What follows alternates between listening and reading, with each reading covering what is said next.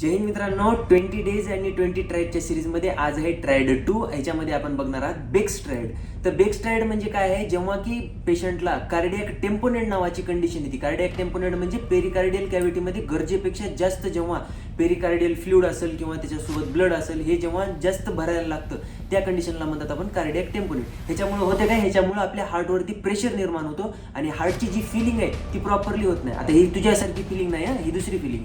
ही feeling म्हणजे हार्टमध्ये जे रक्त भरतो ते रक्त बरोबर भरत नाही, याला म्हणतात आपण कार्डियक टेम्पोनेट. आणि ह्याच्यामुळे 3 मेन सिम्पटम आपल्या पेशंटच्या बॉडीमध्ये आपल्याला बघायला भेटतात. त्याच 3 सिम्पटम्सला म्हटलं जाते बेक्स्ट्राईड. तर ह्याला लक्षात ठेवण्यासाठी सिम्पल एक लक्षात ठेवायचं, 3 L लक्षात ठेवायचे. पहिला L येतो L for low blood pressure, ज्याला आपण हायपोटेन्शन म्हणतात.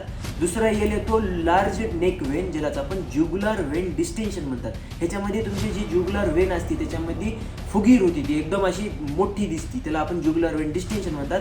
आणि तिसरा L येतो याच्यामध्ये लो हार्ट साऊंड, ज्यालाच की आपण मफल्ड हार्ट साऊंड म्हणतात. हे मफल्ड हार्ट साऊंडचं कार्डिनल साईन पण आहे कार्डियक टेम्पोनेटचं. ह्याच्यावरून क्वेश्चन पण विचारलं होतं. मफल्ड हार्ट साऊंड म्हणजे कसं, ज्याच्यामध्ये तुम्हाला हृदयाचा जे आवाज आहे, हार्टची जी बीट्स आहेत ती बरोबरली ऐकायला येत नाही, याला म्हणतात आपण मफल्ड हार्ट साऊंड. तर हे होतं बेक्स्ट्राईड आणि हे एम्सच्या एक्झाममध्ये ह्याच्यावरून बहुतेकदा क्वेश्चन विचारलेले.